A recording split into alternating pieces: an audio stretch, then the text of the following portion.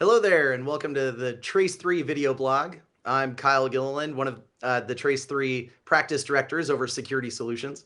I'm really looking forward to hosting this conversation today about why managed detection and response is amongst the most important cybersecurity investments your organization should be looking into. With me today is Randy Watkins, the Chief Technology Officer over at one of our preferred partners, Critical Start. Not only does Randy design and execute Critical Start's strategic technology initiatives, but he's also one of our favorite thought leaders in the security industry. He's well known for sharing his insight on security trends and the application of security technologies in practical and meaningful ways to improve risk management and security infrastructure for enterprise clients. And today we have him here with us to share more on how he's defined the strategy and direction of Critical Start's Managed Detection and Response, or MDR, services. Randy, welcome aboard. It's great to talk with you today. Thanks for having me, Kyle. Appreciate the time and the opportunity to brief everybody on the technology solution in space. Awesome. Well, MDR is one of those I think emerging things that has a lot of confusion in the space. One of the questions that we get a lot on the Trace3 side is really, what is MDR and how does it relate to or augment other endpoint security technologies, right? I mean, a lot of folks already have some type of endpoint detection and response, or they've got some other monitoring service in place.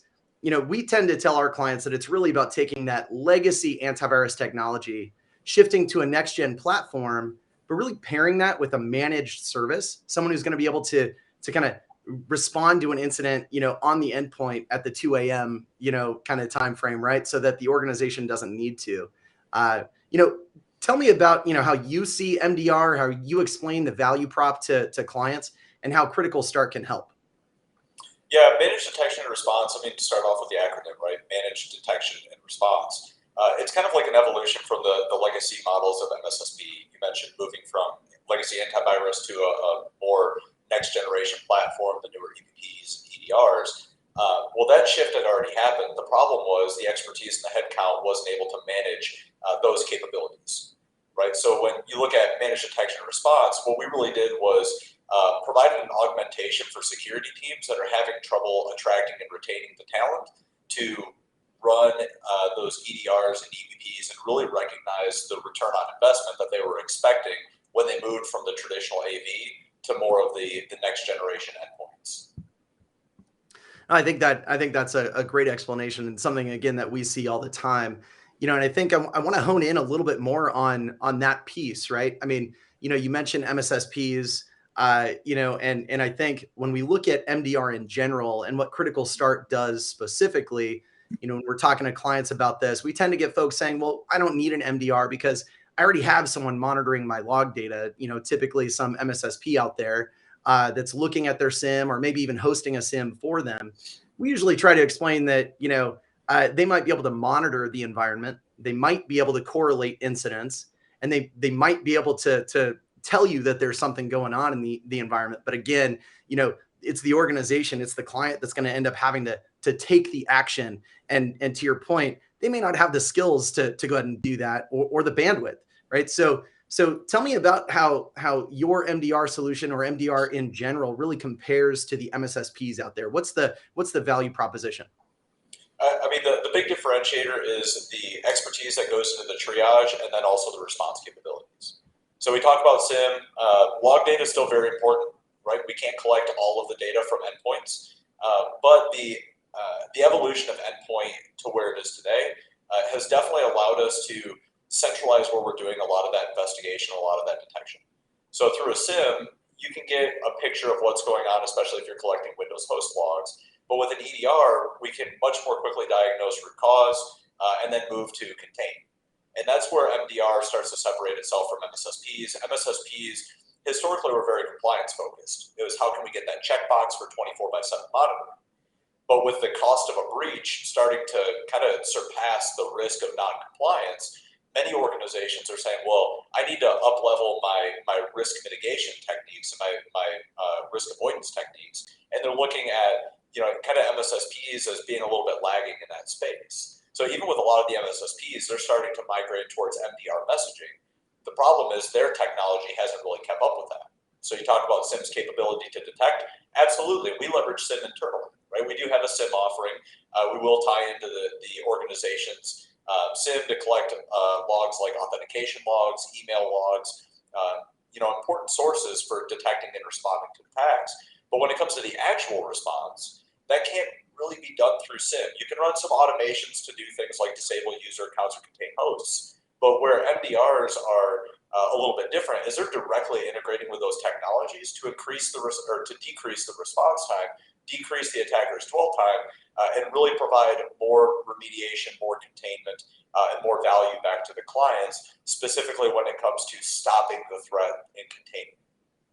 Yeah, I couldn't agree with you more, Randy. I mean, I think as we look at the MDR space, it's really, important that we acknowledge, right, that the endpoint really is the new battleground, right? I mean, I think, we obviously have a lot of critical assets in every enterprise, but with the kind of decentralization of IT, we can't put a moat around the corporate office anymore, right? We've got users everywhere. They've got data on their endpoints and all that. So, number one, I think a lot of legacy SIMs and whatnot may not even be able to collect the data from those remote endpoints. So that's a challenge. And then number two, right, is, gosh, like, can I actually take that affirmative step to stop or contain, that incident? And can I do that really successfully with the skill sets and the tool sets that we have in house? So I think as organizations look at that model, they're starting to realize that kind of their existing skill sets, and the traditional third parties may not have the right, offering there to really solve that problem. So, I think that brings us to one of the other questions we get a lot, right? We look at some of the mid-sized to maybe larger clients out there who are saying, well, I totally get it. We need to be able to tackle the problems on the endpoint. We need to be able to lower our SLA in terms of identifying the challenges and taking that next step to contain the issue. So we're going to build it, right? We're going to build a SOC, right? Or we're going to build that capability in-house. What do you say to clients who are in that build versus buy kind of dilemma, right? How do you kind of frame the MDR play and critical start in particular with those types of clients? We've been in the managed detection and response space for about the last 6 years. And the first couple of years was a lot of evangelization. It was a lot of exactly what you're talking about. Hey, I'm looking to potentially build this. But when you start talking to the organizations about their expectations around building it, they were a little off base, right? They were going to hire 2 or 3 analysts that look at the alerts. They didn't consider 24/7 capabilities. Those analysts were also multitasking as engineers and detection development engineers and content engineers. They were also responsible for products that were outside of just detection and response. So the expectations around the organization, especially when it came to headcount, was a little bit off, right? So if you can solve the technology piece, that's great. So let's implement a SOAR, let's implement a ticketing system, let's put in best-of-breed technologies on the endpoint, the firewall. A growing and huge piece of importance now is identity. So there's ITDR, identity threat detection and response. So they were looking to integrate all those products. Great, you did it. It's a single platform. But now you got to staff it. And I'm sure everybody's very well aware of the staffing problems that we have in the security space. It's a negative unemployment rate. You can leave your job today and have 6 jobs before you even think about hitting the market. So a lot of organizations don't really account the difficulty in not only attracting but retaining talent. And we see time and time again, somebody comes in, they get trained on a specific technology, they operationalize it for the organization, and then that technology hires that person away to be a sales engineer at double the salary because that's just what the market's demanding. And the customer's left with shelfware, right? Hopefully they can keep it up to date, but a lot of times they don't even know how to log in because it was one person responsible for running it. So the whole build versus buy dilemma, it makes sense for some organizations, right? The very, very, very large organizations that have so much intrinsic data that they can't outsource all that to a third party. But for a lot of large enterprise, I mean, we have customers that are in the 50,000 user, 80,000 user range. Even they have problems attracting and retaining enough talent to be able to get through enough of the alerts to kind of be worth the risk mitigation. So when we look at the overall goal of a SOC, it's to mitigate risk, right? And if you're unable to look at the alerts or all of the alerts or majority of the alerts, you're not really mitigating enough risk for the organization to see any true return. So really when we talk to customers that are still in that buy versus build kind of mindset, it comes down to a people question, right? We have a full SOC, we have a full engineering team, we have customer success, we have implementation and onboarding, we have support, and we spend a lot of money on those resources to not only bring them on board, but then train them and then keep them happy where they're at so they continue to stay with Critical Start and we can kind of provide a better value service to our customers. And that attracting and retaining talent is the most difficult problem to solve in security today. And that's really where a lot of the building a SOC starts to unravel for organizations we talk to. Yeah, no, we see that same, environment, right? I mean, to your point, everybody knows that we can't seem to hire people, and if we do, it costs a bunch of money, and then they're getting another job offer in 6 months, right? So we kind of have that revolving door problem. The other thing that we tell people is, focus on what brings the most, inherent value to the organization. It's the same discussion we had 10 years ago, 15 years ago with the migration of email services and whatnot, right? If I can't host an Exchange server better than Microsoft can, maybe I should let Microsoft host the Exchange server, right? So I think MDR and kind of that security, function within an organization, at least within the monitoring piece, is such like a specialized skill set that it's best to kind of leave it to organizations like Critical Start, who can manage the staff, manage the training, and manage the quality of delivery. So definitely on the same page there. I think, when we look at MDR too, right, and we start having the conversation with clients about how to get there, organizations, I think, want to ask then, well, what's that going to do to my spend? Is that just an additional cost that I need to absorb? What's the typical impact that we see, and how do you see MDR really kind of reshaping the security spend within organizations? It's interesting. There's a handful of different outcomes depending on the organization itself, where they're putting their existing investment, their existing security team size. MDRs aren't meant to replace security teams whole hog, right? You're not going to have a CISO and then an MDR and that's it. A lot of times what we're walking into is just understaffed security teams where they have 3 or 4 people that are trying to do the security for a 10,000 person organization. So when we go into clients like that, what we're really doing is augmenting their security staff, right? We're providing exactly like what you said. Those 4 resources that are boots on ground at your organization are much better utilized somewhere other than tier 1 and 2 triage, right? We can do that with relatively little input from that organization because in large part, an alert's an alert's an alert. So if we can provide the tier 1 and 2 staffing, what we really look to do is elevate their resources to higher level positions that are not only more valuable to the organization, but also keep that talent in-house. So when we do that, when we start to make that shift and we say, okay, well, the tier 1 and 2 is going to be handled by us, what we're doing is we're kind of lowering their OpEx overall, because now they don't have to hire 3, 4, 10, 20 people to manage all the alerts that are coming out of the products. They can take the 3 or 4 people that are there, repurpose them to things that are a little bit more difficult for the organization to outsource, things like identity and access management, vulnerability management, breach and attack simulation, all valuable pieces that we find are very commonly underserved internally, because the very small security team is struggling to keep up with just operationalizing the existing technology they put in place, let alone implement new technology and then run complete programs on top of it. So we like to look at our service more as an augmentation that drives down customer OpEx and really drives up the value that not only us, but also their own internal people are providing back to the organization. So what I'm hearing is that, by shifting to MDR and going to Critical Start specifically, I'm going to be able to get better results, lower cost, better use out of my existing, tool set and personnel. So, I'm sold. I think I need to sign on the bottom line, but I know I need an MDR. What's the Critical Start differentiator in this space, right? Like, can you give me an example of how Critical Start has really, come in and saved the day with the client? Yeah, I mean, there's a few differentiators that we look at, and the first is the alerts that we look at. Which alerts do we look at? So we sit on top of customers' existing security investments. We don't have our own agents. We don't have our own SIEM. We don't have our own network sensors. Customers have already spent millions of dollars on technologies that are best of breed. So we sit on top of them. We ingest their alerts. We ingest every one of the alerts, and we look at every one of those alerts as absolutely malicious until we know 100% that it's not. And that's a big difference, right? We're not getting rid of alerts by disabling detection capabilities inside of the product, right? We're not doing input-oriented tuning where we shut things off because it generates false positives. We're also not only looking at the certain level of criticality. So critical, high, medium, or low. A lot of organizations are looking at criticals, maybe highs, but we're looking at every single alert that comes in. Because time and time again, we see attackers using lol bins or live off the land binaries.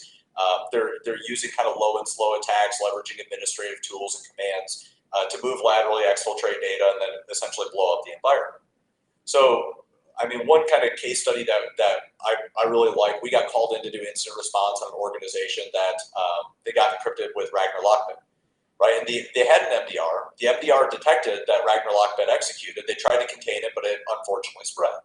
We went in, did the response, pulled the logs out of their EDR, ran it through our platform, ZTab, that automatically resolves known good behavior and leaves all of the unknown, right? If it's unknown, we assume it's bad. Well, what we found, which is commonly, it's pretty common now across attack groups, is 32 days prior to that Ragnar Lockbit execution was the initial compromise, but it was a low. And then they were able to get credentials. That was a medium. And then they were able to move laterally, another low alert. And then they were able to move on to a domain controller, a medium alert, right? And all these mediums and lows never really warranted additional investigation by their existing managed detection and response provider. Well, we would have responded to that first one, right? We would have seen that initial breach and said, this is unknown behavior. Don't care if it's a low, don't care if it's a critical. We're going to look at that. We're going to respond to it.